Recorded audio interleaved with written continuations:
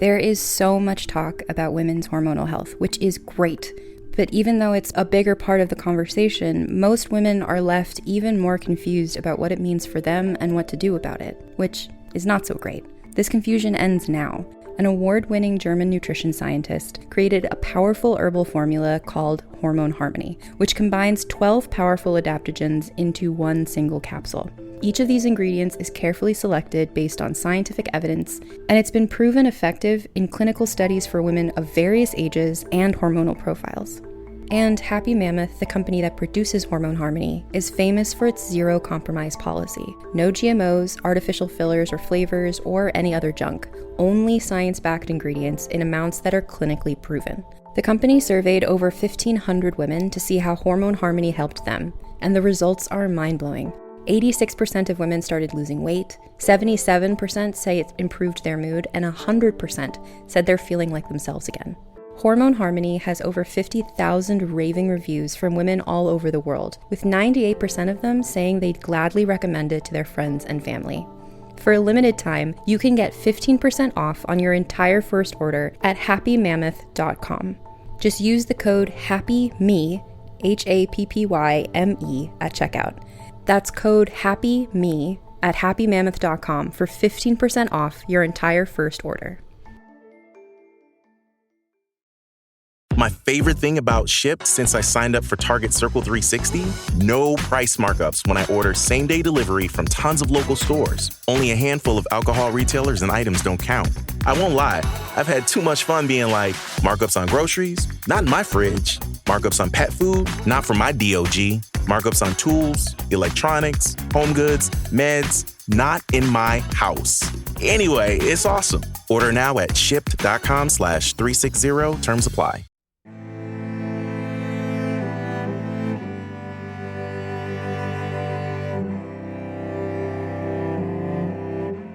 Hello and welcome to Vulgar History, a feminist women's history comedy podcast. My name is Anne Foster, and this season we've been looking at revolutions, the American Revolution, the Haitian Revolution, the French Revolution, and in so doing, we've been really looking at the people who lived in those times and what their lives were like. That's what we like to do on this podcast a lot, is not just to look at the big famous names of people and the wars they fought or whatever, but like what was it like to be a person and to live in these times and places. And part of what we've come across in several episodes is sexual relationships between the people who are fighting the French Revolution, the people who are in the Haitian Revolution and the American Revolution, and all the interactions that people in all those places had with each other. And it just got me thinking about, well, just things like contraception and same-sex relationships, and what was it like to be a person and to live in this time? What was sex ed like for somebody who's living during the French Revolution or in that era? And luckily for all of us, Alexandra Vasti is here to the rescue. So Alexandra is the author of Regency romance novels. She's also, she's done so much research for these novels, and just in her own non-novel writing life, she teaches literature at a university. So like the history of literature is something she knows a lot about. And she has written a post, and I'll link to it in the show notes for this episode, called Regency Sex Ed, which is so fascinating and so interesting, and sort of inspired by some of the plot lines on the TV show Bridgerton. And she knows so much about this topic. And the Regency period, if you don't know, it's like the Jane Austen time period. It's like the Bridgerton time period. It's the early 1800s, basically, is the understanding of this time.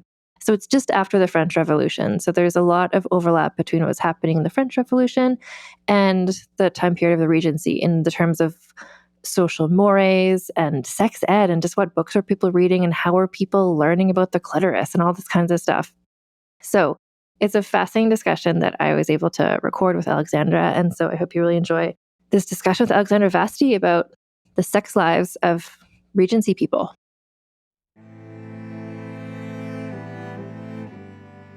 So I'm joined today by Alexandra Vasti, author of Regency romance novels and also a historian. And we're here to talk about where those two things intersect, which is basically sex ed for the Regency era.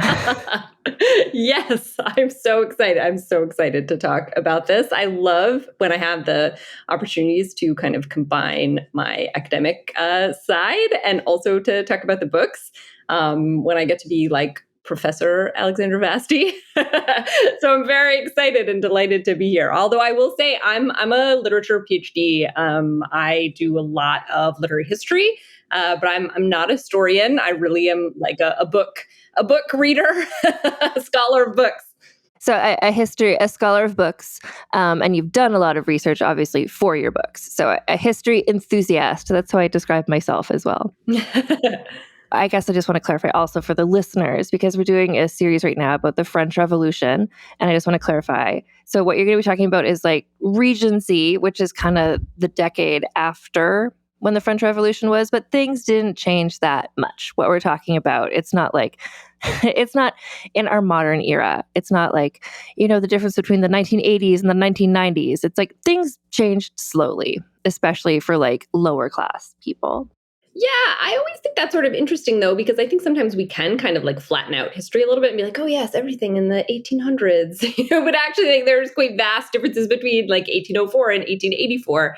And I definitely see that a lot with historical romance, because people often say, oh, they sort of treat them all the same, or sort of imagine that they were all the same, or that what would have been on people's minds or happening in 1884 is the same thing as a Regency, which is definitely not true. So yeah, I mean, I think that we'll see a lot of the same books were very popular, in the period, but definitely there are definitely differences as well. And, from France and England and the US, all of those things, we definitely see differences there too. Definitely.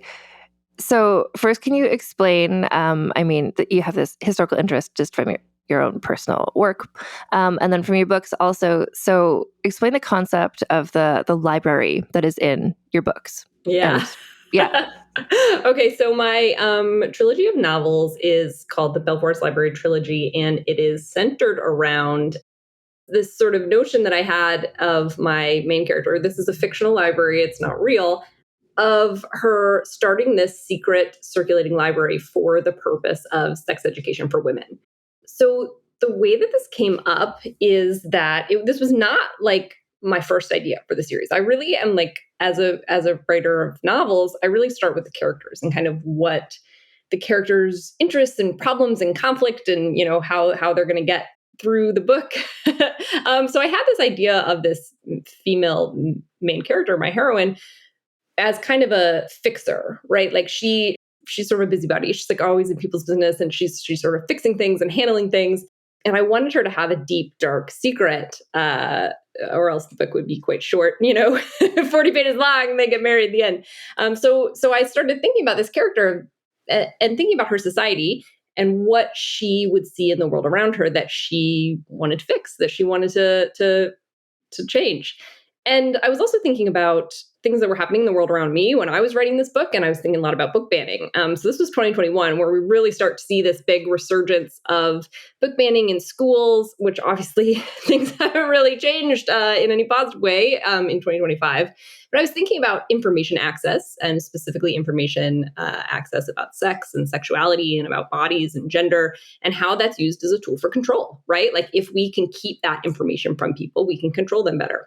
And so obviously that's very alive in the 18th and 19th centuries as well. So I had this idea that she would start this library. It's like a well-known public library, but has this secret stock of sex ed books for women. And that was sort of her way of tackling the problem of sex education in the period. So then, because, I'm a literary historian, I was like, what I need to do is fill this library with like real books, right? Like what books would she actually have stocked her library with, in 1815? So that was kind of the genesis of the idea for the library. And I really had a good time stocking her library and filling it with all of these books that really existed in the period. It's interesting because I have my nonfiction book is coming out next year, Rebel of the Regency, the scandalous saga of Caroline of Brunswick, Britain's uncrowned queen. And one of the things that I dove into for my research for that as well was looking at contraception and what would this woman have known about sex. And this is because, her story involves this, but also because she's apparently having a lot of lovers. And I was like, well, if she's having a lot of lovers, then either she's having a lot of children or she was doing something to prevent having a lot of children. And what were those things? And let me just research this a little bit. But then also this is coming in, your books as well are in a post Bridgerton on Netflix world, where there's kind of even the first season of that, there's this kind of the way that there's a lot of people learn about history. The average person, not you and me, but the average person who just kind of like watches Bridgerton sometimes, reads novels sometimes, are like, wow, that's what history was like, I guess. Okay. So just assuming that like, oh, this is true. Wow, women didn't know about sex until their wedding night. What a shocking way to live. I guess that's how history was. And it's like, well, was it? Like that makes for a dramatic, interesting fictional TV show. But like what the research you're finding, it's like these were books that people that existed, like women didn't necessarily like. Tell me about your thoughts about those plot lines on Bridgerton. Yeah. It does make for quite good TV. People ask me this all the time, right? Because Bridgerton, I mean, that's a big part of the Bridgerton TV show is sort of the sexual education or the sexual journeys of women. And in a way, like there's something that's, I think, meant to be quite liberating about it. And funny, right? It's often played for comedy too, like with the Featherington sisters, the like very quaint comical, like inserts himself where? I love that scene. It's very funny. But people are always asking me like, is that real? Is that real?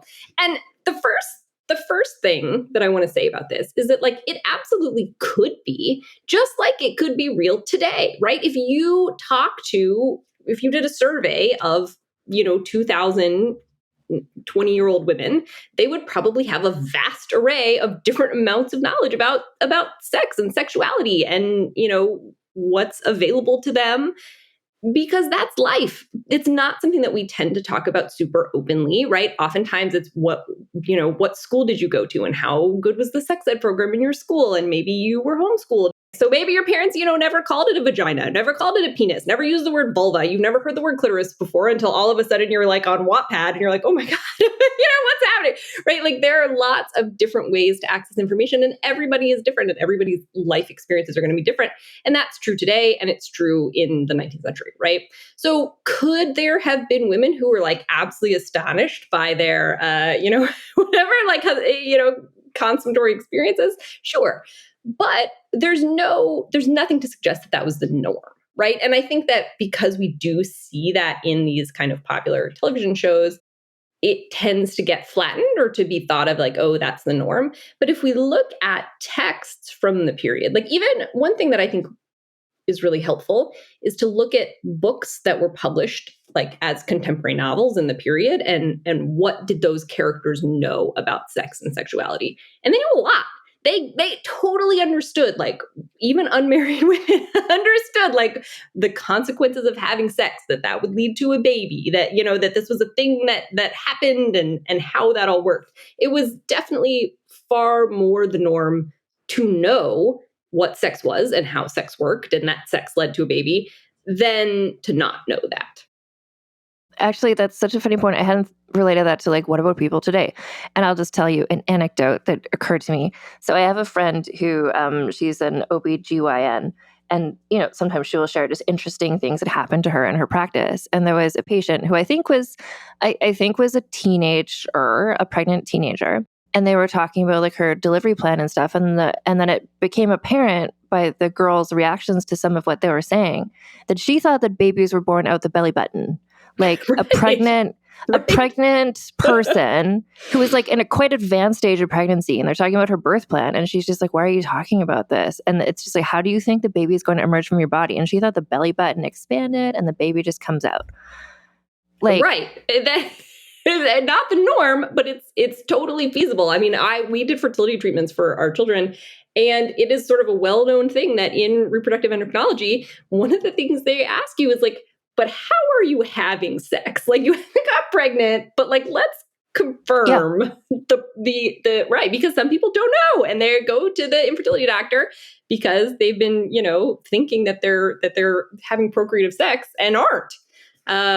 So yeah, it is. But again, just like today, that's feasible. It's possible. It's a thing that could happen, but it definitely wouldn't be the norm. Like it's not everybody. Yeah. Right. Or even common. Right. So Jane Austen, we see plenty of characters who are having, unmarried sex in Jane Austen. She doesn't necessarily say that on the page, but it's quite clear, right? Like Pride and Prejudice, the reason that this is sort of so dramatic when we have the elopement with Wickham is that they're living in sin together and they're not married.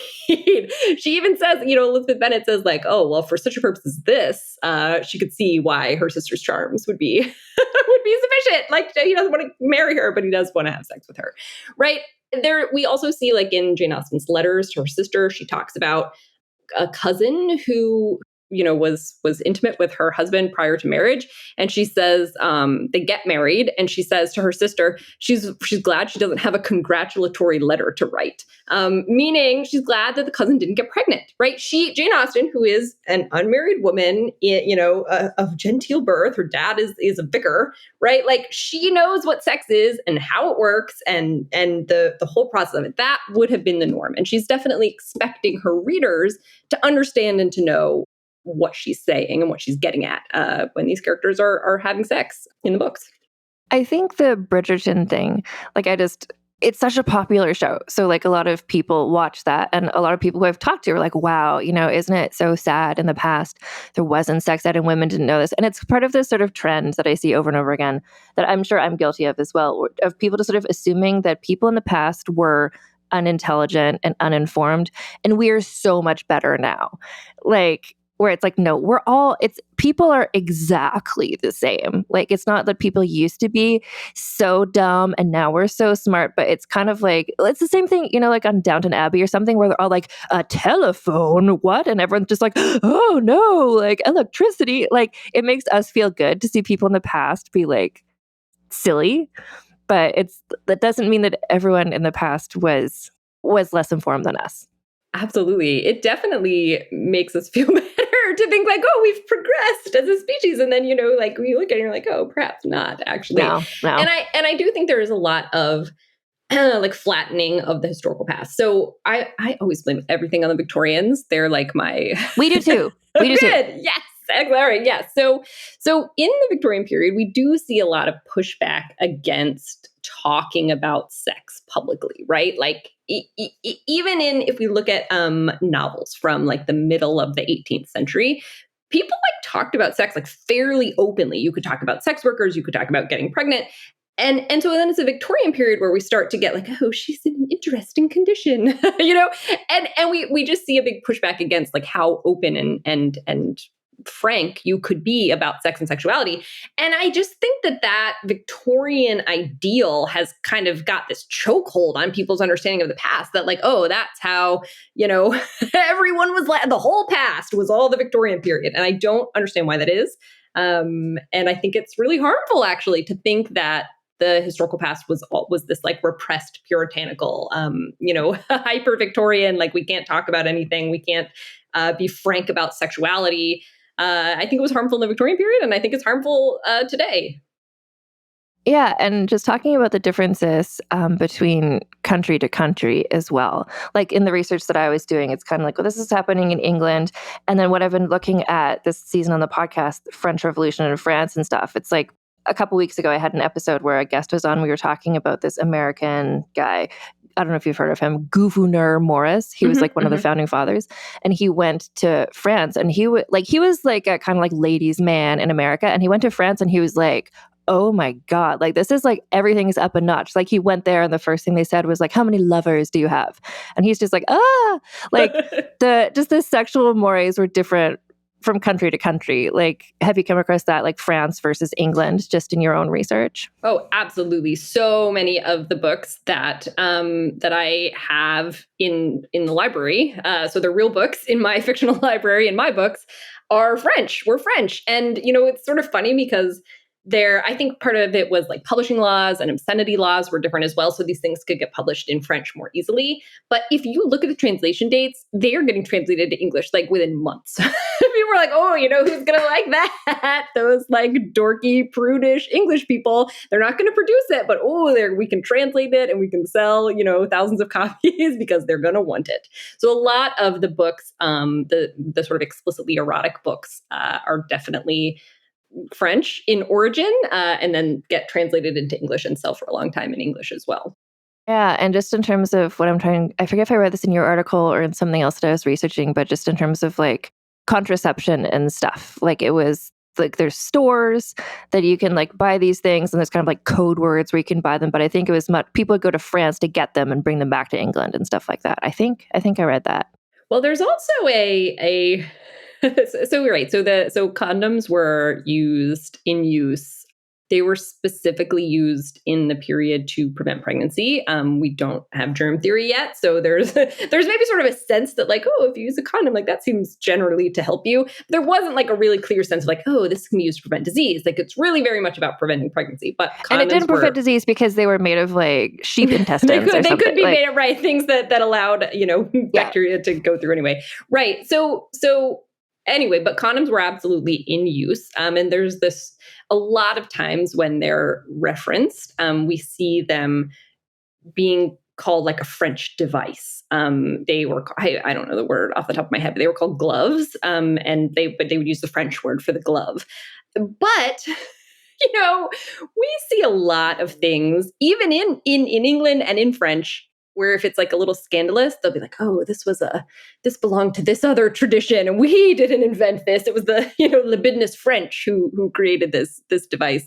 But, French kissing, we call it French kissing.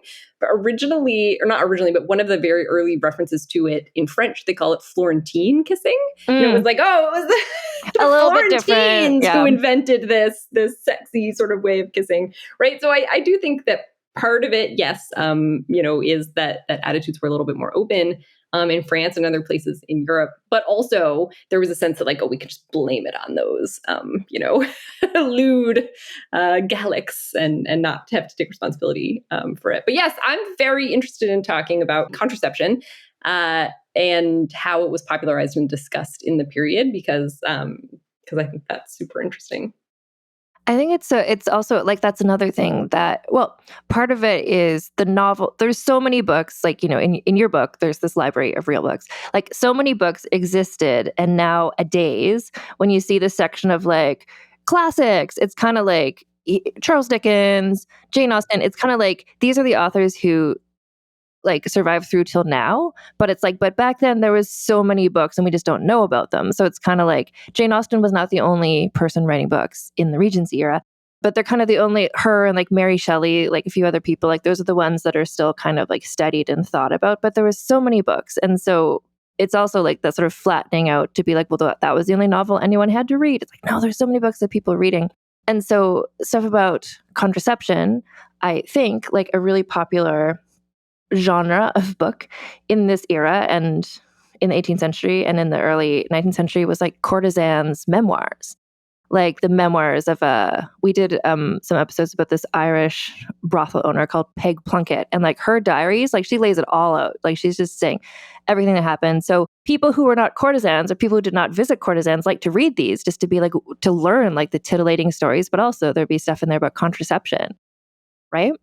Oh my gosh, yes. Everything you just said is like my deep, deep special interest. So I will try not to lecture for too long. No, please go ahead. But so, all right. So when I'm sitting down, I'm gonna think about this library that I'm creating. I'm gonna use real books, and I'm thinking, what books would she use? And I write down, I'm sort of just like taking notes, and I'm like, well, she's going to use memoirs, right? She's going to use like all these, sexy memoirs that were very popular. Like she's going to use medical books, right? Like how is baby form? She's going to want like porn, right? She's going to want erotic illustrations or erotic novels. And then she's going to want just like romance novels, right?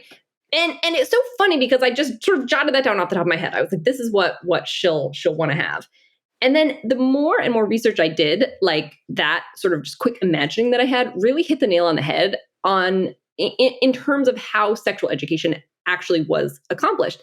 And the funny thing is, I think that my sort of instinctive, it wasn't just because like, oh, I know a lot about history or whatever. It's because that's how it works today, right? Like so many texts serve dual purposes, right? We read a romance novel, sure, it's titillating, but also you're like, I didn't know that could happen, right? The line between sex ed and something that's designed for titillation or this pornography there's no direct demarcation between those. All of those things can be contained within one work. And that was super common in the period as well, right? So we see, like, if we look at Pepys, Pepys, the Diary of Samuel Pepys. So he for any listener who doesn't know, I was going to say P-E-P-Y-S. P-E-P-Y-S, right. I highly recommend reading this man kept like a detailed diary of his life for a couple of years. And it's like the most frank discussion of sexuality that you can imagine. And it's incredibly interesting to learn. But anyway, so he's like, and then I masturbated over this textbook, right? Because there is no strong demarcation between things that are intended pedagogically and things that are intended for titillation. Humans are weird, kinky freaks, and we can learn from our porn, and we can be aroused by our medical textbooks, and all of these things are combined. And in fact, one of the things that I think is super interesting is a lot of things that were explicitly designed for titillation, that were explicitly pornographic in the period, especially in the 18th century, they pose as an educational text. So an incredibly common form of erotic novel, and a lot of these were French too, was framed as a conversation. So there are almost always two women. Lesbian erotica is incredibly common in the 18th century. So we have these two women, and one of them is like this, is older and is experienced and knows the ways of the world. And then we'll have another younger woman who's maybe embarking on her first relationship. Maybe it's her wedding night. And the older woman, and again, these are they're porn. They're meant to be pornographic. They're meant to be arousing. But the framing of it is this older woman is saying, let me tell you about how it's going to be. And often that involves the older women demonstrating. And she's like, let me show you what it's going to be like when you kiss your husband. Let me kiss you and see, oh, aren't you turned on? That's exactly what it's going to be like with your husband. It's an incredibly common form that we see in the erotic novels of the period, that they're framed as these conversations. A lot of them have school in the title, like School of Venus is a really popular one from the 18th century against, French. So I was just fascinated by discovering how blurry the lines are between these erotic texts and the explicitly pedagogical texts. No, and something that I wanted to bring up also, like we're having this conversation, and it's like perfectly positioned where I am in the season of my podcast, because we've recently just had a discussion of the movie Dangerous Liaisons based on the book Dangerous Liaisons, which is also another movie. Like, we talked about this in the conversation of the movie, which is like very, very, very, very similar to the book, which I read. And you have these extremely sheltered young women who were raised in convents, and then they have not been trained or been prepared for what it's like when like a womanizing sociopath, frankly, is like sets his eyes on you, and he's like, I'm going to teach you sex ed, and they're like, great. So it's sort of like, on the one hand, that shows like, a young woman could be taken advantage of this way, but also it shows that book was so popular. It's showing young women, here's the warning signs. Like, this is like a man who's going to use you. So it's kind of like the book is, and it's not a conversation like the ones you're talking about between two women, but like Dangerous Liaisons is written as letters. So it's people are talking frankly because they're writing a personal letter to somebody else. So you can get to kind of more innermost thoughts in a way. Right. I mean, and that's very common in the sort of origin of the novel form. Like we really had to invent this concept of a novel where you could just be like, here, this person said this and this person said that. Like, that wasn't like a natural thing. Like, we really had to invent and work really hard to come up with what now is just like the typical structure of a third person novel, right? So that starts as the epistolary form. So when we first start seeing novels, that epistolary framing is almost ubiquitous, right? Because otherwise, why would you be writing down the story of what this guy did and what this guy said? You have to frame it as like, oh, I'm writing a letter to my friend. So the epistolary form is just inherent to almost all early novels.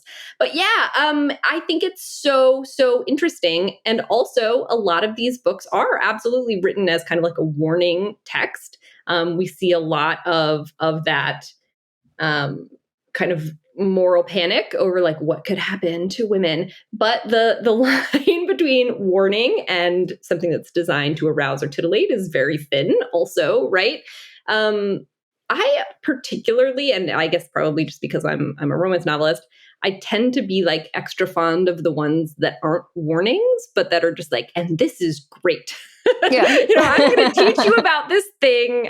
School of Venus, she describes it as the many ways of fucking. She's like, I'm going to teach you about the many ways of fucking because it's going to make your life so much better. And you're going to have a really happy marriage because of that. But so one erotic novel that's like unbelievably famous that you can't talk about the period without talking about is Fanny Hill. So Fanny Hill is one of the few that's written in English that they didn't have to steal from the French. And it's written by John Cleland. And it was first published in 1748. And so Fanny Hill, it's framed as her kind of memoirs. So this idea of like framing something as memoirs, sometimes they were real, sometimes they were fake. So there was this sort of device that like, oh, I discovered this woman's letters in a drawer where she talks about her experiences, and now I'm so scandalized that I'm forced to publish this so you all can be scandalized too, and so anyway, so it's written as sort of these fictional memoirs of Fanny Hill, a woman of pleasure. So she's a sex worker in the 18th century, and she falls in love with one of her clients. And then they are separated through the disasters of life. She has this like sexy career, and then they get back together, and then they live happily ever after. It's quite charming, actually, the experiences. But Fanny Hill is also written as it's like, here's how she learned about sex. So that sexual awakening or that sexual discovery is very, very much present in that as well. So she goes to this house of pleasure intentionally, like she intends to become a sex worker. She's initiated into the ways of sex through the other female sex workers who quite hands-on teaching experience. So all of the first sex scenes in the book are between two women. And then she goes on to have her various exploits and fall in love and live happily ever after with her darling. And it was unbelievably popular. Peeps also had a great time with Fanny Hill as well. Cleland did go to jail for it briefly. It's sort of debated as to like why exactly they prosecuted Cleland, but he was fine. A lot of people went to jail. It was actually quite. I feel like that would just make more people want to read the book. Yes, yes, right, absolutely. There's another guy, Richard Carlisle, who wrote a book about contraception. He was a big proponent of free love in the period, and he was a really big proponent of like women's sexual pleasure. And so he it's actually like an incredibly comical book if you read it. He's like, look at all these women. He's like, who are just not getting fucked regularly. He's like, you can just tell by their pallid, they're lethargic. He's like, and you know what's going to help them? Getting railed every day. So the point of the book is that it's like quite short. You can read it quite quickly. The point of the book is that contraception is going to like solve all of the problems of the world. He's very in favor of it. And so he goes through this long discussion of different types of contraception. Anyway, he was jailed also. And people, they eventually like released him because they were like, the more that we keep this guy in jail, the more that we're drawing attention to this. And he was a radical in many ways. He's actually a very interesting figure. Tell me about contraception. Besides, like we talked about condoms, what are the other methods that women specifically would know about or might be using? Yeah. So What is Love is a really good one because it's also called the Every Woman's Book. Every Woman. He was like, it's great. He wanted to sell some books also. So he goes through and talks about the different types of contraception. He was a big proponent of the sponge. He thought sponges were the way, and they were very popular in the period as a form of contraception. So this is like, I'm going to presume, and you can correct me, some sort of sea sponge based on technology. And that would just be a thing that would like absorb the semen. Is that? right? Yeah, You would like absolutely. put it up inside. So you'd put it up there. The semen would form a physical barrier. People would soak them in things that they thought would be like a spermicide also. So you could soak your sponge in vinegar and then, insert it. Yeah. Also fun. You could go into a shop and there would be like a clock. And each, hour was like a different form of contraception. You would turn the hand of the clock to the one you wanted, and then the clerk would like pass it out to you. Love and it. It was sort of okay, this, okay. you could kind of like pretend Secret that you had code. not really. Yeah, exactly. Yeah. So anyway, so he really liked the sponge. He was a big proponent of the sponge. He thought that was a good. He thought it was the most effective. He in the book, he's like, I don't know, but people say that you can't even feel it when he's like, not that I've ever partaken myself. But also he talks about condoms as well. He talks about withdrawal. As a way of preventing pregnancy. Again, there's really no sense of like diseases or germs or germ theory. So yeah, because people didn't know anything. They're just like, here's some leeches, like everything's cool. Like, I mean, we just don't know about germs yet, right? So that's not available to them. He also talks about, it's really funny in the book. He's like, so a lot of people believe that you can ejaculate away inside, but not up by the womb. He's like, but, he's like, you can decide for yourself. But he's like, but to me, the notion that you can really tell if you're by the womb or not, he's like, is not clear. He's like, so I'm just going to say that's not the one I would recommend. So apparently that was like an extant theory that you could ejaculate, but not like by the womb. Just direct. Yeah. Okay. Just good luck with that. Shoot it elsewhere. Yeah, no, I don't think it was. The other thing that's interesting that Carlisle talks about in the book is that he's like, we don't totally know how conception works, which is interesting too, right? Because there's obviously a lot of physical evidence, but the sex cells and different types of cellular meiosis and mitosis is not something that people are clear on in any way. So we've got thousands of years of physical evidence that like doing this thing results in babies, but not a really strong sense of how exactly it works. So we're really kind of feeling it out as you go for how contraception could be handled. Well, and this makes me think about something else that we haven't yet talked, like my season of this podcast, we've been looking at all these revolutions and like we're leading up to a discussion of Marie Antoinette and her life. But like just to get into like some Marie Antoinette spoilers, like she and her husband did not have children for several years. And it was really stressful for her and for like the country of France, because it's just like, why are they not? Eventually they do conceive, like there's sort of like intervention, her brother.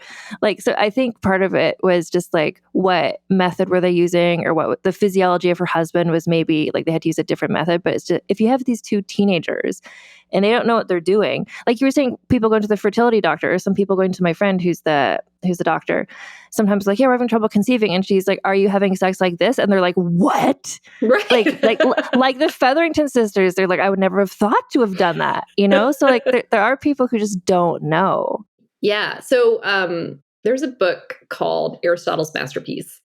And Aristotle's Masterpiece was first published in, I want to say 1648, 1600s.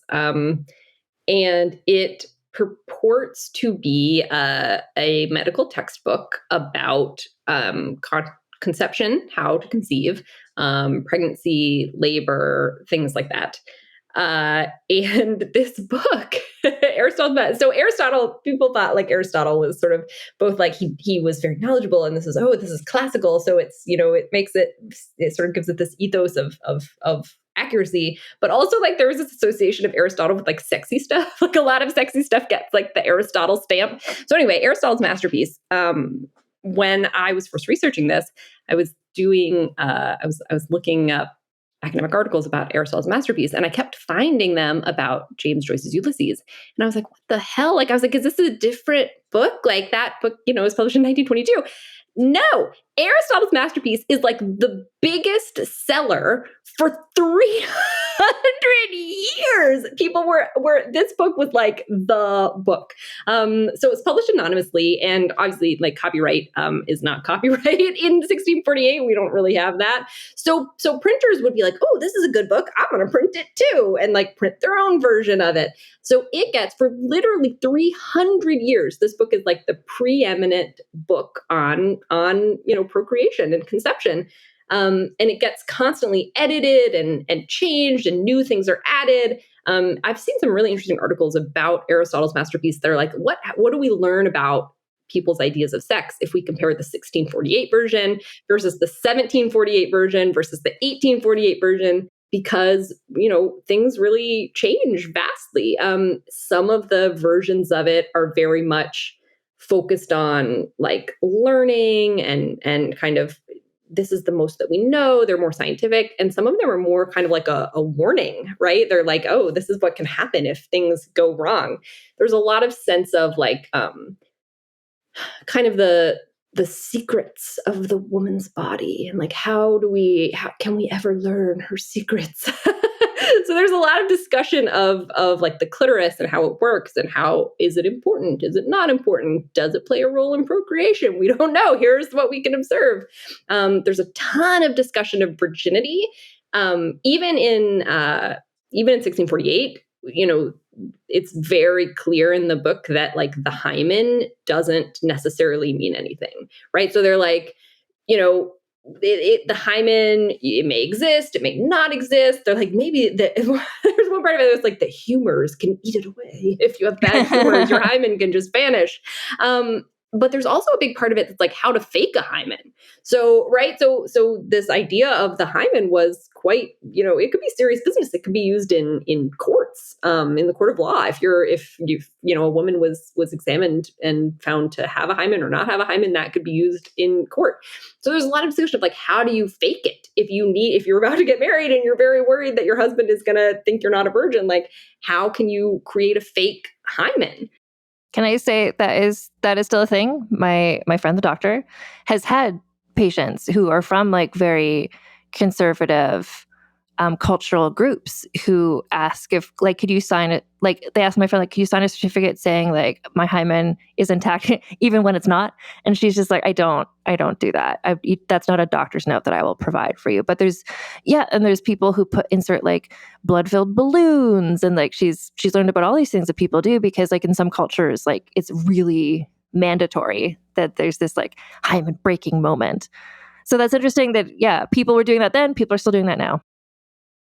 And right. And it's kind of bonkers too, that in 1648, the people writing this book are like, and even if it doesn't exist, that doesn't necessarily mean anything. And they now knew it's then. 2020, yeah. Right. And yet still this myth persists somehow. And now for a quick advertising break. Taking control of your health and feeling confident in your body shouldn't feel overwhelming, but let's be real, it often does. That's where Hers comes in. They've made the process simple, supportive, and entirely online so you can start strong and stay strong from wherever you are.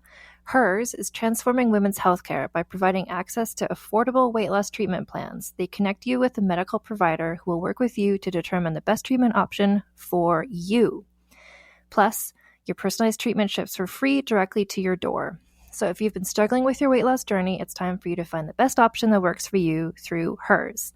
Start your free online visit today at forhers.com/vulgar. That's forhers.com/vulgar for your personalized weight loss treatment options. Forhers.com/vulgar. Weight loss by Hers is not available everywhere. Compounded products are not approved or reviewed for safety, effectiveness, or quality by the FDA. Prescription required. See website for full details, important safety information, and restrictions. Actual price depends on product and plan purchased. It can be overwhelming to manage a business, especially when you're first starting out. Your to-do list just keeps growing every day with new tasks, and that list can easily begin to overrun your life. Finding the right tool not only helps you out, but can simplify problems you haven't even encountered yet. And for millions of businesses, that tool is Shopify. Shopify is the commerce platform behind millions of businesses around the world, and 10% of all e-commerce in the US, from household names like Mattel and Gymshark to brands just getting started. With hundreds of ready-to-use templates, Shopify can help you easily build a beautiful online store to match your brand style.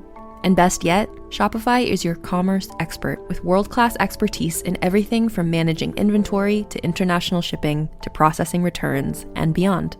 If you're ready to sell, you're ready for Shopify. Turn your big business idea into with Shopify on your side. Sign up for your $1 per month trial and start selling today at shopify.com/realm. Go to shopify.com/realm. Shopify.com/realm.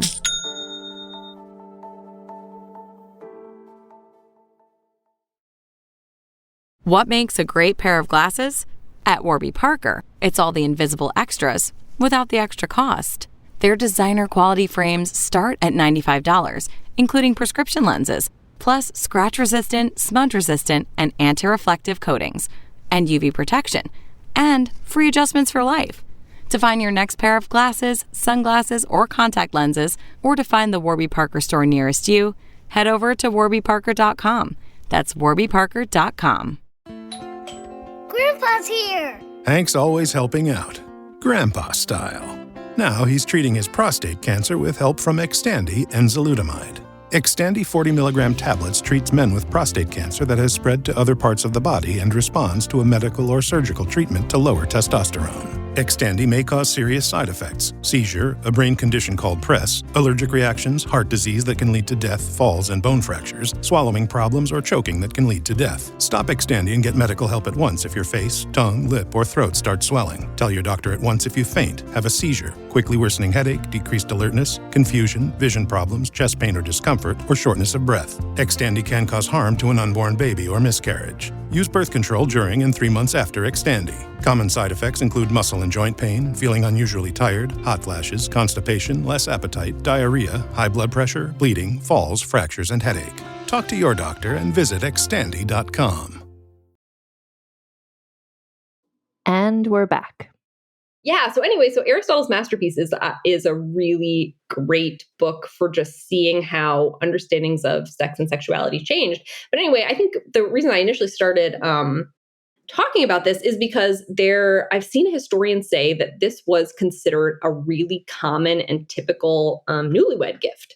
I don't know if that's true, but I have seen like a historian argue that like you would, I mean, it sold so well for 300 years. Obviously people were buying it, and anyway, so a couple would get married and you'd be like, hey, here's your book. Here's your Aristotle's Masterpiece. It's going to teach you like, there's one part of it in the later editions that's like a manual for like how to have sex. It's like, first you take your clothes off, then you touch the woman here, and then you touch the woman there. And it's got like a nice little emphasis on like the orgasm too. And like for both parties, that's quite important. That was seen as like a big thing. Like everybody needed to climax to get pregnant.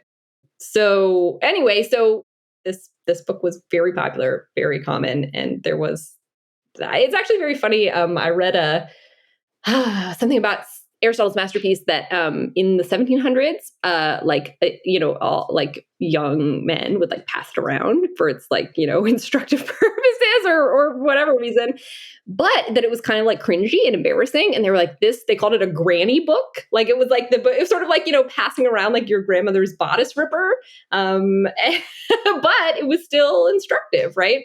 Well, another thing that bothers me about kind of representations of how people learn about sex in the historical past is that it's always women who don't know, right? So like in various popular representations of sex in the past, it's like, oh, women don't know anything, but men are expected to know everything, right? Like they're expected to whatever, and that's one of the things I think is so charming about that Featherington scene in Bridgerton. The husband doesn't know either, right? Like neither of them know how it is supposed to work.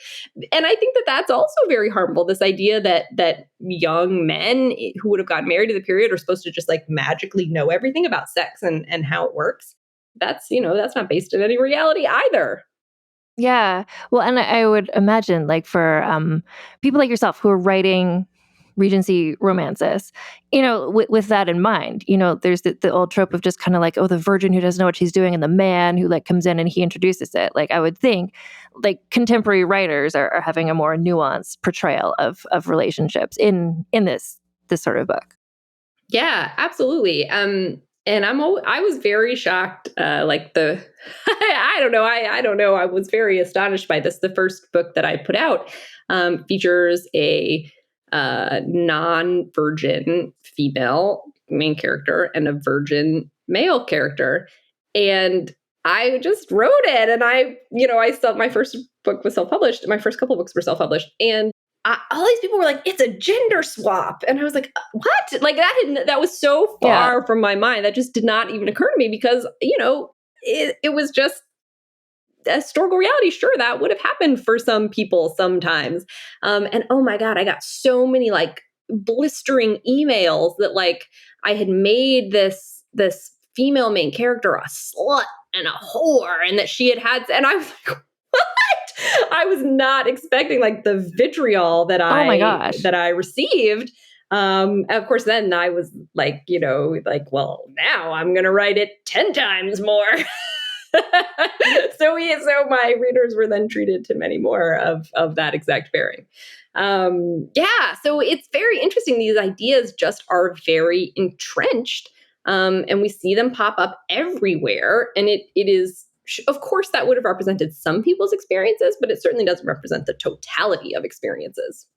Well, and I think in terms of the books written at the time, and you know a lot more about this than I do, but I'm just going to say something, tell me if I'm right or wrong.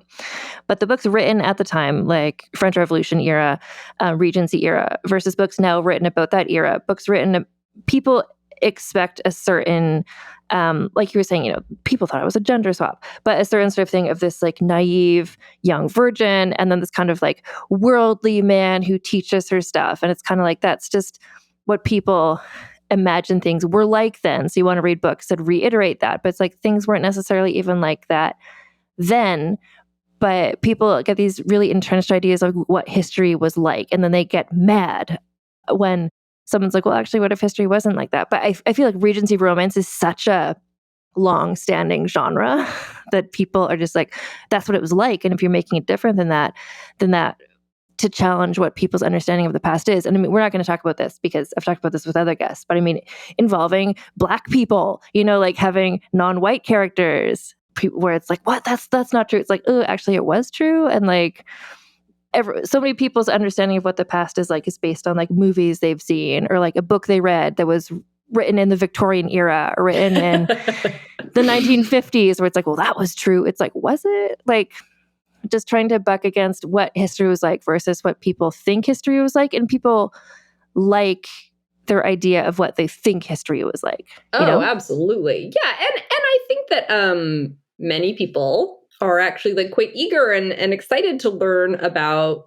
things being different than what they assumed. It's just that we get these sort of like loud voices who are so angry about it that sometimes that's what our brains focus on, or these loud, angry, wrong. Nothing is more frustrating than someone being wrong on the internet, But yeah, I also think that if we look at hundreds of years of this sexual awakening story being popular, obviously there's something titillating about that, right? Like, obviously, people are kinking on this idea of this young, inexperienced person who has to be taught and sort of led into the ways of darkness and depravity, right? And we see that in 1748 with Fanny Hill, and we see that in the first season of Bridgerton when Simon is like sexily whispering into Daphne's ear about like how she needs to go home and touch herself, and she like has to discover the concept of masturbation because of Simon.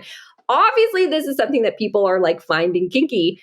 That doesn't mean it's like the historical reality though, right? Yeah. Sometimes I want to say to people like, look, if that is your kink, that you want like a sexual awakening story, that's fine. But that you don't have to frame it as like, because that's how it was. Because that's when I want to push back a little bit.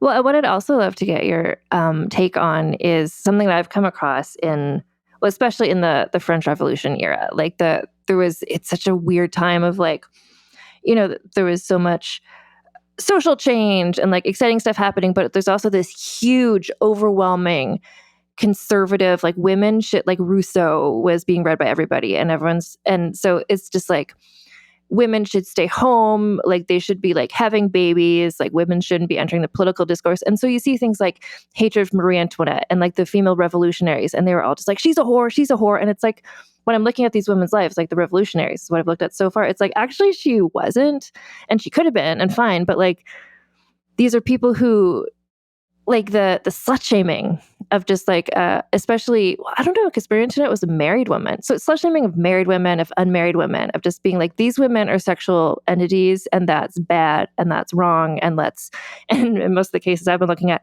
let's murder them, which they did. But yeah, so how do you, like, you've got these sexy novels coming out of France specifically, but then you've also got this, like, it reminds me of now, like the trad wife conservatism, where it's like women shouldn't be doing stuff. They should just be at home. They should just be having babies. Like, how do you square that off to have this like licentious society, but then also this like weird conservative thing? Right. Well, because it is exactly like today, which is that there are a lot of people that we're talking about, and there's a vast spectrum of political beliefs, and certain things can be used to incite a moral panic, can be weaponized, and it is extra easy to weaponize claims against women. So Mary Wollstonecraft, right? I love Mary Wollstonecraft. My third book is dedicated to Mary Wollstonecraft. Very normal, not dorky thing to do at all. So Wollstonecraft writes about Rousseau in Vindication of the Rights of Women. And so one thing I think is really interesting about Wollstonecraft and about her life and her story is that she was pretty popular, actually. Like, people are always like, oh, she was, died in penury, which is sort of true.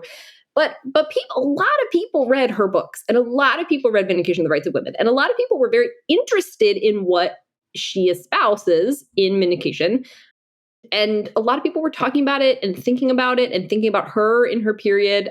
And then she dies in childbirth, and her husband, William Godwin, thought she hung the moon. He thought she was the most wonderful, delightful, incredible creature. He was just totally, he was like a big proponent of like free love, and he was very anti-marriage. And he thought marriage was like the root of all society's evils. And he thought it was like playing a big role in bringing women down. He thought it was like a prison for women. And then he falls in love with Mary Wollstonecraft, and he's like, you know what? Never mind. I just want to marry you. I love you. It's very charming. Anyway, so she dies in childbirth. And he is so just like, he loves his wife so much that he's like, I'm going to tell everyone about her life because she overcame so much. She had a child out of wedlock. She had all these things happen to her, and she overcame, and she struggled, and she fought, and she wrote, and she was so brilliant. And he writes this story of her life and talks pretty frankly about her sexual exploits, which he thought was great. He thought it was just another sign of how like wonderful and radical and amazing and courageous she was. And he had absolutely no idea that people were going to take this and be like, we knew it. She wrote this book, and it was pushing the boundaries about women, and we knew she was a whore this whole time. And then they weaponized the fact that she had died in childbirth, and they were like, this was God's punishment on her for all the wrongs and evils and sexual evils that she did. And it destroyed her reputation for like 100 years. And I think that this is such a fascinating story because part of it is just a societal shift, especially in the Victorian period, toward more of that kind of domestic spheres, and women are the angel of the house. But a lot of it too is that it was okay for her to think radical things and to say and write radical things, but when she put a toe out of line sexually, that was the excuse that people could use to sort of slap her down and say, see, her ideas don't matter, and we shouldn't listen to her philosophies after all. And so I just think it's very, we see that today, right? That sex scandals don't really seem to affect men anymore, but even the idea of a sex scandal can be used to take down a female politician, for example, even if it's not true. This reminds me of, in the episode I did about Charlotte Corday, the like murderess of the French Revolution. So it's at first they're like, well, she couldn't have done this. A woman would never assassinate someone herself. A man must have made her do it.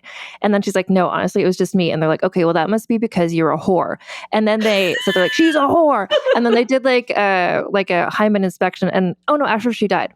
And they're like, oh, she still has a hymen. They're like, oh, she didn't. They're like, oh, wow, she wasn't a whore. She was unnatural. Why wasn't she having sex? It's like they kept pivoting. It's just like what she did was so threatening to like the status quo. So, but just the same thing to go from, it's like, oh, she's a whore. Oh, wait, she's not a whore. She's a virgin and that's bad. Like it's like we want to hate her. So let's just like pivot. It just seems the same thing with Mary Wollstonecraft. Like they're just looking for a reason to be able to hate her. And then her daughter, Mary Shelley, who absolutely like lived this kind of free love thing. Like I always find that really interesting because when I think about the Regency era, kind of the main, like Jane Austen is who people always fall to. And they think about her books, which are sort of like full of decorum and like etiquette and parties and balls. And it's like, yeah, but Mary Shelley was also writing at the same time and she wrote Frankenstein and she was like teenage runaway having babies with a man who was married to someone else and her stepsister was there for some reason. Like that was the same time period, guys. Like well, it always like sort of puzzles me when people are like, oh, Jane Austen was like, writing these like everyone's just in the ballroom. But like people have read Pride and Prejudice, like they know that Lydia and Wickham run off together. What do they think that they're doing? They're having sex. It is like, it could not be more clear in the book that is what they are doing, right? So like, sure, she focuses her story on that, but it's not like those novels are absent of, it's just those aren't the main characters, right? They're the secondary characters. Anyway, yes, Mary Shelley is, so Mary Wollstonecraft dies in childbirth and her daughter, William Godwin names the daughter Mary Wollstonecraft Godwin. And yes, she, I always think this is very funny. This is something I always teach, that Godwin was like this big proponent of free love and he didn't believe in marriage until his teenage daughter ran off with Percy Shelley and he was so angry. And Percy Shelley was like, what do you mean? I thought you were a proponent of free love. And Godwin was like, not when it comes to my daughter. It's quite charming. Anyway, yes, Mary Shelley, I don't know. Percy Shelley is not my favorite. He was a fuckboy. And oh God, no, absolutely. Like anyway, yeah. I did a whole episode about Mary Shelley, but I just think that it's interesting that she doesn't, in my experience, come up often when people are talking about the Regency era. She doesn't really come up, except like in her later life when she's like, a widow and she's sort of like a more respectable, quote unquote, woman. And she's like preserving her husband's legacy by publishing his poems. It's like, yes, but it's like, no, but when she was 16, like, what was she doing, you guys? Like she was traipsing around Europe, like, with this like free love, like van life scenario. Like, did you know that a lot of scholars think she was bisexual? Tell me about that. Well, we don't really know. We don't have a lot of evidence, but she does talk about her feelings toward other women, and that she's like, I don't really like men. She's like, but I do feel a little tuzzy muzzy about other women. And so tuzzy muzzy is slang for the vagina. So there is like a lot of scholarly focus on what did she mean when she says she has, feels tuzzy muzzy about other women. Like seems quite like sexy to say, maybe. So we don't really know, but there's a lot of speculation. Actually, that leads beautifully to something that I do want to talk about, which is your book coming out in September, which is a sapphic story. And what can you tell me about lesbians in this time period? Yeah. I've sort of joked that like with every book that I publish, my author's note gets like longer and longer and like increasingly more defensive. I'm like, this is real. So Ladies in Hating is the third book in the library trilogy, and it is a sapphic romance. And so in the book, so it's the premise is that the main characters are sort of dueling rival Gothic novelists who, in research for one of their books, end up trapped in in this haunted house together that they're planning to use as a setting for their next book. Sort of while they're trapped, are forced to kind of confront, the sexiness underlying the hatred, as you do in a romance novel. And so because they are novelists, I got to really indulge in myself in talking about the novels that they would have read that would have formed them as writers and that would have been available to them in thinking about their sexuality, right? So as I mentioned, Fanny Hill was really popular. It's definitely a book that they would have heard of, if not read, although of course I have them read it. And like I said, the first few sex scenes in that book are all between women.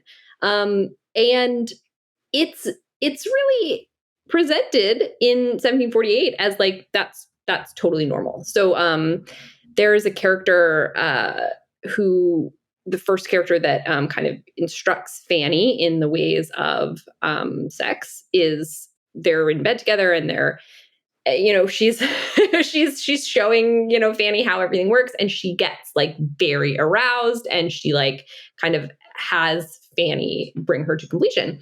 And then there's a little discussion of this character's sexuality, and Fanny says it wasn't that she preferred women necessarily, although in my experiences, I did meet some women who did. It was just that she liked sex and she could be aroused by whoever she was with. And I'm like, oh, like 1748, this is just presented as like one of various ways of existing in the world as a sexual being and having this outlook on sexuality. And different sexual, what we would today call sexual orientations, are presented in the book. They're not really considered shameful or shocking. There's like sort of one part is sort of played for comedy, which is that one of the women from their brothel likes to dress up as a man. That's like part of her gender presentation. And so then a man, thinking she is a man who prefers men, hits on her and they go off together. And then he's like quite upset actually to discover what's like underneath her clothing. But it's presented sort of like for comedic effect that he's just like, okay, well, I guess fine, sure, we'll go at it. But it's very funny that this, what we might consider like a traditional heteronormative pairing is like this disappointment, he's like, well, yeah. Fine, I guess. So I guess I'll do it this way. So it's just, we see this much less judgmental attitude than I think most 2025 readers would expect to see in a text written in 1748. We do see kind of increasingly more pushback against homosexuality as we get into the 19th century, and especially into the Victorian period, because the Victorians are the villains as always. But there's a lot of discussion of it. So one thing that's I think is always interesting to share is that in England, sex between women was never criminalized. That was not there. It was like, it was like, but what are they doing? Like they're not doing anything. They're not doing anything. Right. It's that thing where it's just like, well, if there's not a penis, then there's not one, sex, I guess. Right. Exactly. There's one court case that we have kind of a transcript of, and the guy is trying to sue his wife for adultery for sleeping with another woman, and the judge is like, I can't charge her for that. And the guy's like, well, she's constantly in bed with our neighbor and I can't get her out of bed. And the judge is like, but what are they doing in the bed? He's like, I just want to know more about what's happening. He can't conceive of what could be going on there.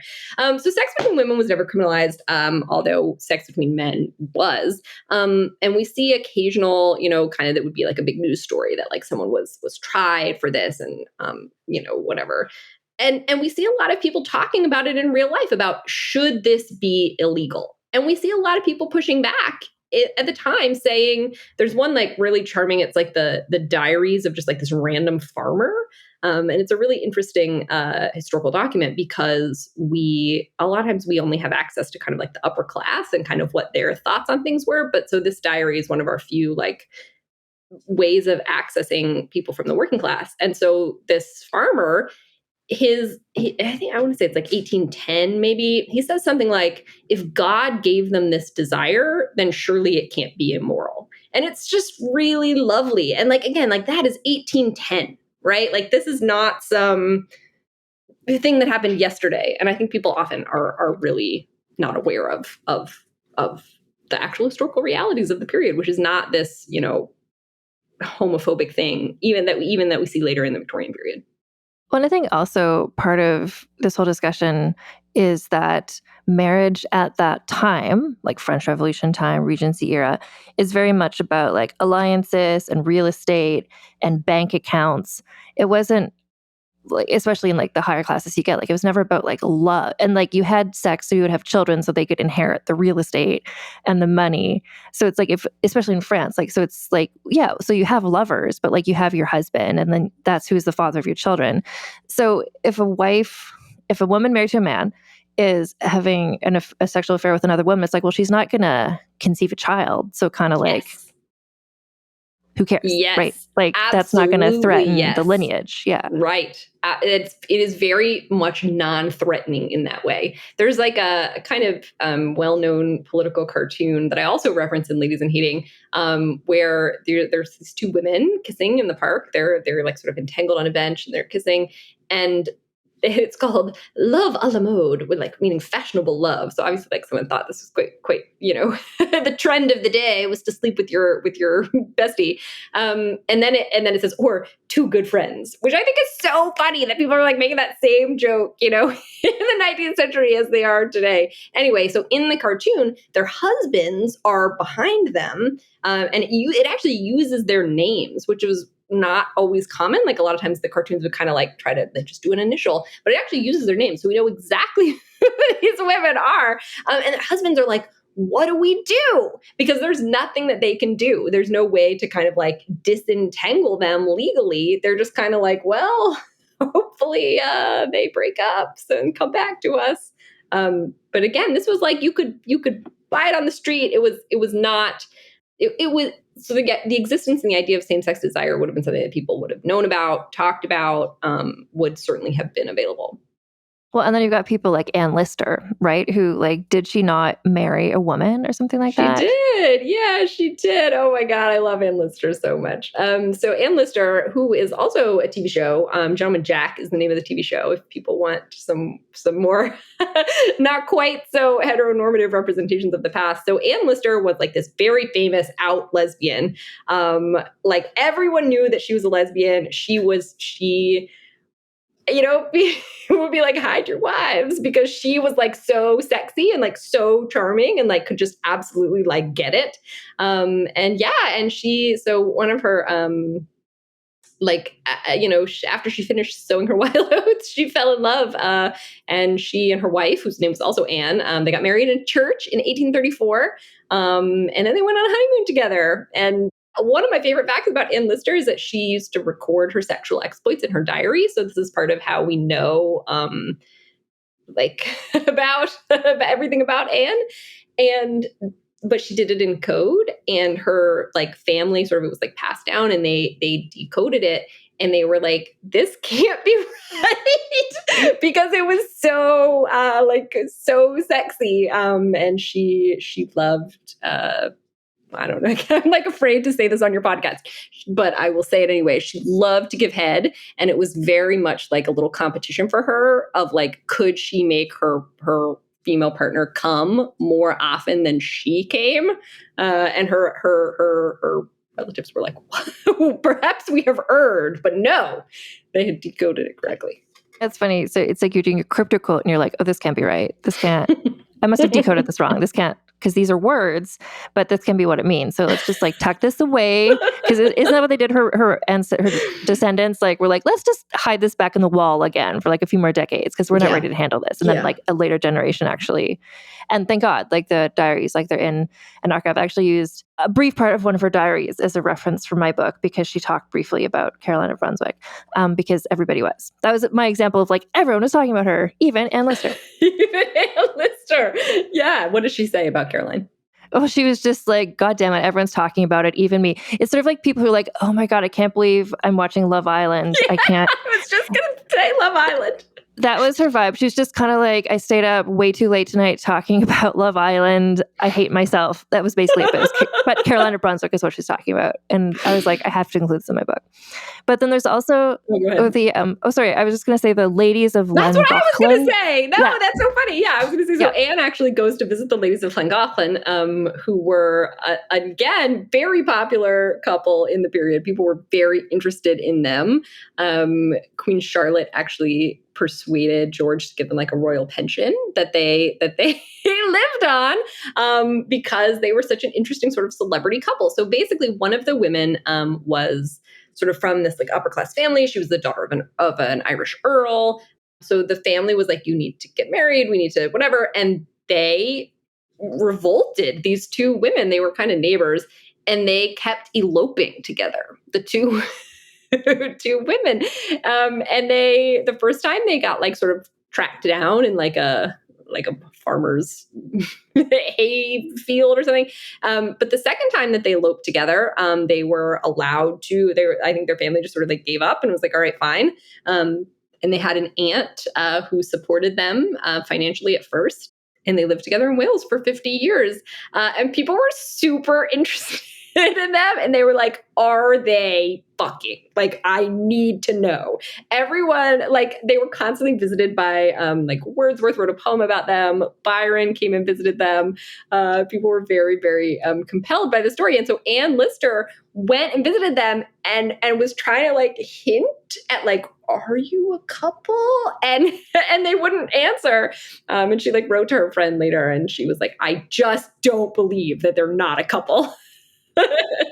But she was actually, supposedly she was very inspired by them, was part of the inspiration for her marrying Anne Walker. So this is like, so your book, it's coming out, I think, September, Ladies in Hating, which is your sapphic story. But also I wanted to mention, like, first of all, that's the most important thing. Everybody should pre-order that book and get that book. But also the, like, getting back to Bridgerton again, there was hints in this last season that there's going to be a sapphic love story on Bridgerton. And some people freaked out. Well, some people were mad because like the original novel, like that pairing was a heterosexual couple and now it's going to be sapphic, and people, well, it's the same thing. They were like, but there wasn't lesbians in Regency England, and everything you just explained, it's like there completely were. There like, absolutely were. Like if we're looking at any era in like British history, it's like this is one of the time periods where we have the most confirmed sapphic relationships happening. So it's like, I think it's what we were talking about before, where people are just like, no, I want to believe that the past is this specific kink I have, and you can't. Like, don't kill that for me. But like, so I love that your book is coming up because it's like, I'm sure that authors know you get into all of this as well. But it's just like another example of like, no, this was like this was happening. This is not made up.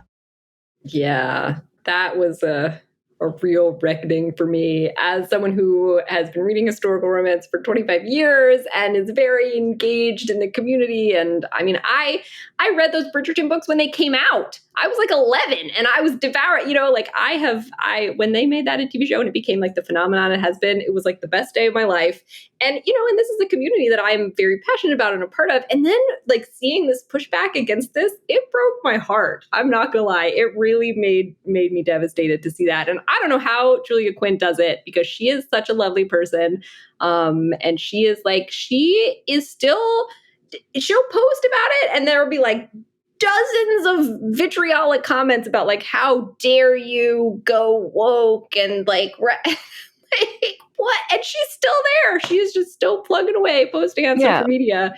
It's very heroic of her and of the show to continue on in the face of this just absolutely A, mean, and B, wrong responses to this future sapphic storyline.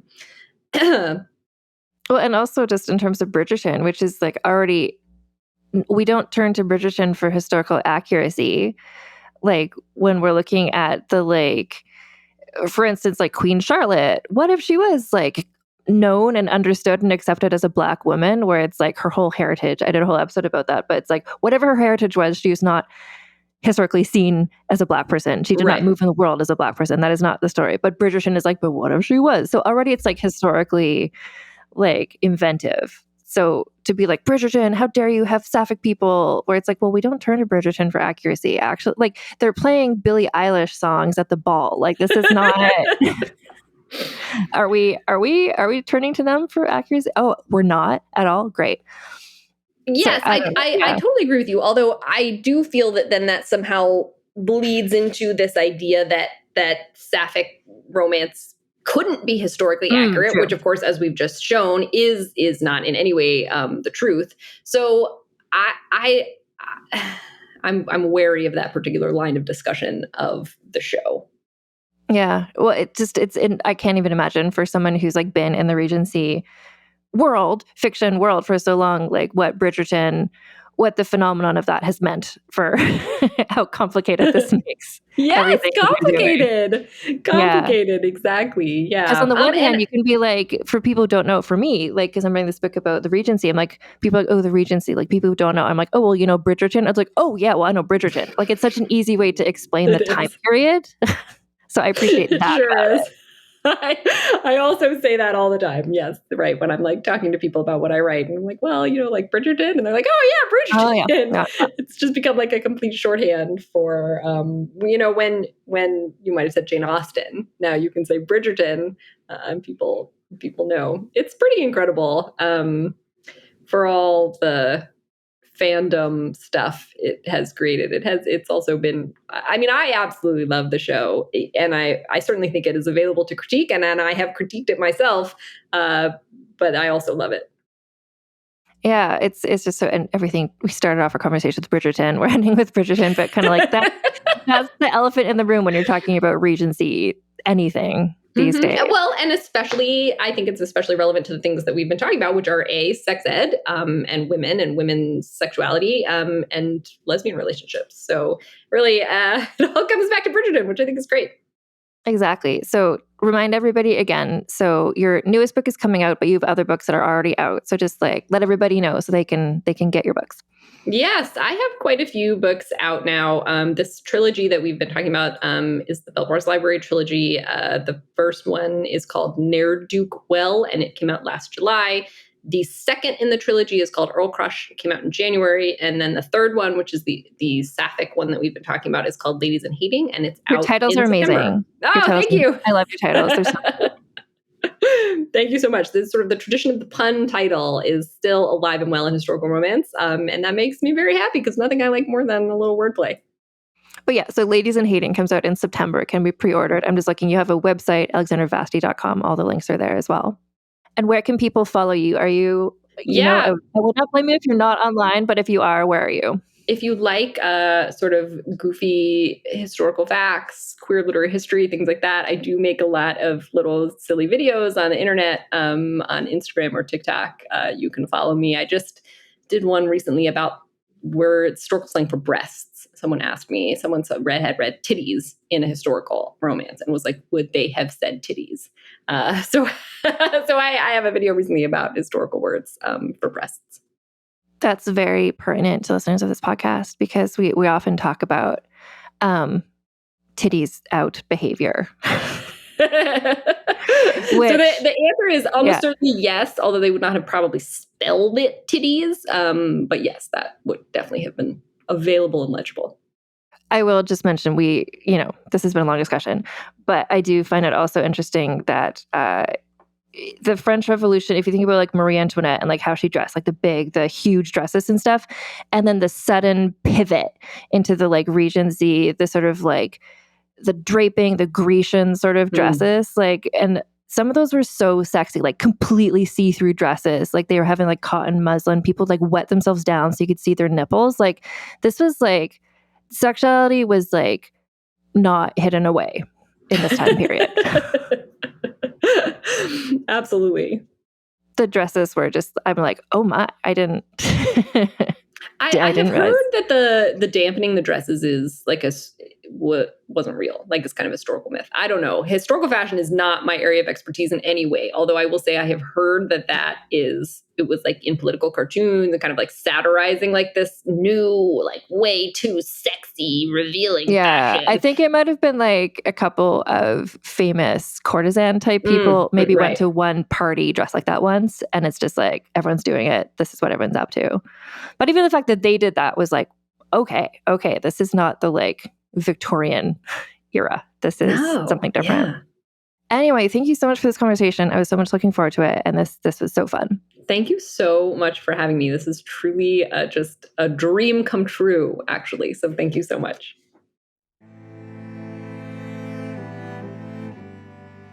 Alexandra's books are so good. You should read them all. As she mentioned in the episode, her new one coming out, The Sapphic Love Story in the Ghost Castle. It's called Ladies in Hating, and that comes out in September. The previous books in that same series, the Belvoir's Library series, are Nair Duke Well and Earl Crush, and you can learn more about Alexandra and her books at alexandravasti.com. And you can learn more about me and my books by going to rebeloftheregency.com, because speaking of the Regency era, that is the setting of my nonfiction book that is coming out next year, Rebel of the Regency, The Scandal Saga of Caroline of Brunswick, Britain's Uncrowned Queen. And I do talk in that book about contraception and about how much would Caroline, the main character of this nonfiction biography, how much would she have known about sex and where would she have learned it and what books did she read? She was a big book reader, and so was her daughter. And so I was looking at what were the books that she was reading. So it really overlaps so well with what Alexandra and I were talking about in this episode. Anyway, you can pre-order my book. It's available in Canada and the US, and hopefully other places. I'll have information for you soon. But at the moment, you can pre-order it in Canada and the US. All the links to buy it from major retailers are at rebeloftheregency.com, or you can also order my book from your local independent bookstore, wherever you like to get your books from. You can add it on Goodreads. You can add it on Storygraph. Just like show the world your enthusiasm for my book, and I would appreciate it ever so much. And also as a treat, if and when you pre-order my book, if you go to rebeloftheregency.com, there's a link there where you can share a screen capture or a picture of your receipt. And once I see that you've pre-ordered it, then I will send you some nice treats. Things like a paper doll with historically accurate undergarments is part of the paper doll as well. It's a paper doll of Caroline of Brunswick, again, the main character of my book, Rebel of the Regency. And by showing me that receipt, you can also get a year's free membership to my Patreon, a year's free membership to my Substack, and those are just my thank you to you for pre-ordering my book. And also, if you're in or near Toronto, Ontario, Canada, Vulgar History is having a meetup on Sunday, July 20th. If you want to know the time of day and the where, RSVP at vulgarhistory.com/meetup. Again, that's the Toronto meetup on Sunday, July 20th, RSVP at vulgarhistory.com/meetup. And next week, things are gearing up to get into sort of what I would call Act 4, the home stretch of this revolution season. We were talking about Marie Antoinette, and we've been leading to talk about Marie Antoinette, which we are going to do very soon. And to pave the way, we're going to do a discussion of the French Revolution, what happened after the Terror, because a lot of the episodes we've done about the French Revolution are based on the lives of women who were executed during the Terror. And we're going to explain what happened next. Anyway, it's going to be a fun time. We're going to have a special guest you're going to be very excited about. And until next time, my friends, keep your pants on and your tits out. Vulgar History is researched, scripted, and hosted by Anne Foster. That's me. Editor is Christina Lumagi. Theme music is by the Severn Duo. Transcripts of this podcast are available at vulgarhistory.com by Aveline Malik. You can get early, ad-free episodes of Vulgar History by becoming a paid member of our Patreon for as low as $1 a month at patreon.com/AnneFosterWriter. Vulgar History merchandise is available at vulgarhistory.com/store for Americans, and for everyone else at vulgarhistory.redbubble.com. Follow us on social media at Vulgar History Pod, and get in touch with me via email at vulgarhistorypod@gmail.com.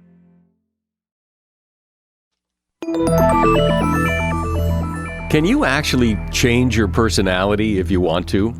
How does peer pressure work, and why is it so powerful? Should you ever really trust your gut when you make a big decision? These are just a few of the topics we've recently covered on my podcast, Something You Should Know. I'm the host, Mike Carruthers, and each episode of Something You Should Know covers multiple topics that are likely relevant to you. You'll discover things you can use in your life today, right now, like how to have a great conversation, how to be more courageous, the anatomy of the perfect apology, and much, much more. To date, there are over 1,000 episodes of Something You Should Know, and we've gotten over 4,000 mostly 5-star reviews. I invite you to check out Something You Should Know. Look for the bright yellow light bulb on the blue background. Something You Should Know, wherever you listen to podcasts. The Old West is an iconic period of American history and full of legendary figures whose names still resonate today, like Jesse James, Billy the Kid, and Butch and Sundance, Sitting Bull, Crazy Horse, and Geronimo, Wyatt Earp, Bat Masterson, and Bass Reeves, Buffalo Bill Cody, Wild Bill Hickok, the Texas Rangers, and many more. Hear all their stories on the Legends of the Old West podcast. We'll take you to Tombstone, Deadwood, and Dodge City, to the plains, mountains, and deserts for battles between the U.S. Army and Native American warriors, to dark corners for the disaster of the Donner Party, and shining summits for achievements like the Transcontinental Railroad. We'll go back to the earliest days of explorers and mountain men, and head up through notorious Pinkerton agents and gunmen like Tom Horn. Every episode features narrative writing and cinematic music, and there are hundreds of episodes available to binge. I'm Chris Wimmer. Find Legends of the Old West wherever you're listening now. American history is full of infamous tales that continue to captivate audiences decades or even hundreds of years after they happened.